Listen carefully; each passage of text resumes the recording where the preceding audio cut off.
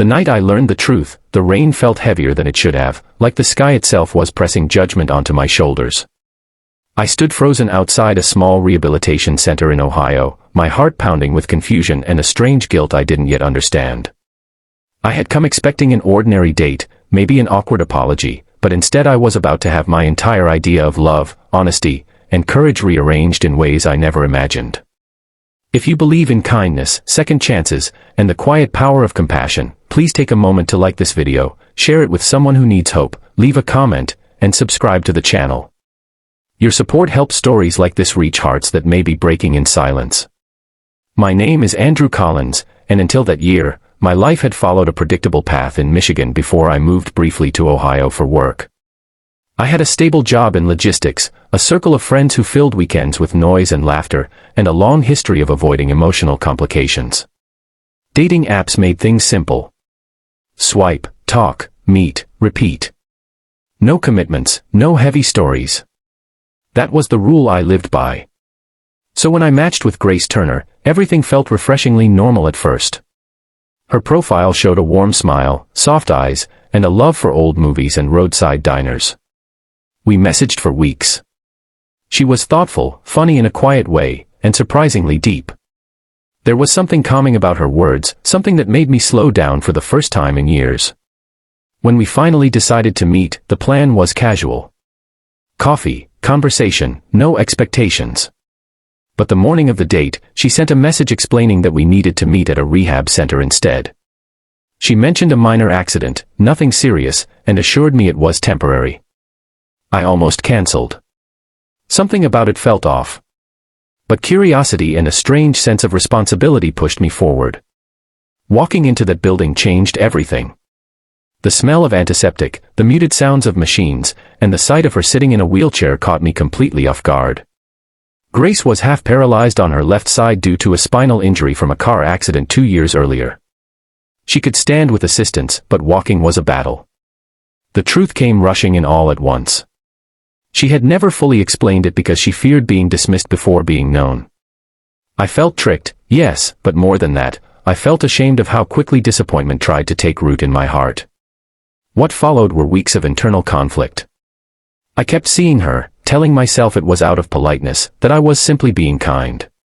But every visit revealed layers of her strength.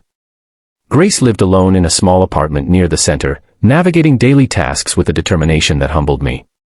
She worked remotely as a children's book editor, pouring love into stories that helped kids believe in miracles. Her faith was quiet but unshakable.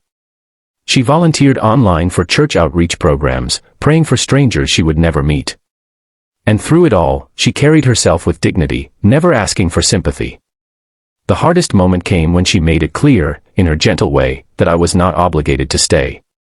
She acknowledged the possibility that I might be there out of pity and released me from any guilt. That honesty cut deeper than any accusation could have. It forced me to confront my own heart.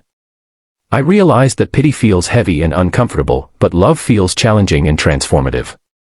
I was standing at the edge of a choice that would define the kind of man I wanted to be. The months that followed were not easy. We faced stares in public, awkward silences from my friends, and my parents' poorly hidden concerns back in Illinois. There were days when I felt overwhelmed by the responsibility, days when fear whispered that this life would be too small, too limited. But then there were moments of unexpected beauty. Watching her take her first unaided step during physical therapy, celebrating small victories like cooking a meal together, praying side by side during hospital setbacks. Grace taught me that limitation does not shrink love, it refines it. I began to see how much I had been hiding from real connection all my life. Grace saw through me in ways no one else ever had. She challenged my impatience, softened my pride, and taught me to listen without trying to fix everything. Her injury did not define her. Her courage did. And slowly, without realizing it, I stopped seeing the wheelchair. I started seeing a woman whose soul was stronger than anyone I had ever known. There was a turning point one winter evening when a snowstorm trapped us inside her apartment. The power went out, and the city fell into silence. We sat by candlelight, sharing memories and fears, and for the first time, I felt truly present. Not distracted by what could go wrong or what others might think. Just grateful. That night, I understood that love was never about convenience or perfection. It was about showing up fully, even when the path ahead was uncertain. As time passed, Grace's health improved slightly, but more importantly, my heart transformed completely. I stopped feeling like I had been tricked. Instead, I felt chosen. Chosen to witness resilience up close. Chosen to learn what commitment really means. Chosen to grow.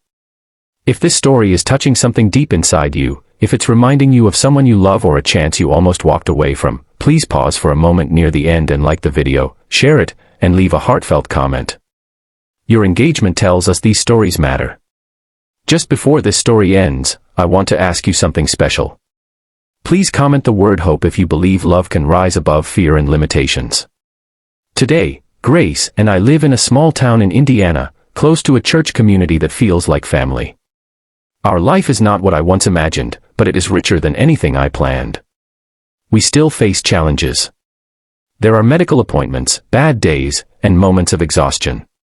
But there is also laughter, faith, and a deep peace that comes from knowing we chose each other honestly. I was never tricked into dating a half-paralyzed girl. I was invited into a life lesson I didn't know I needed. And by accepting it, I found a version of myself I am finally proud of.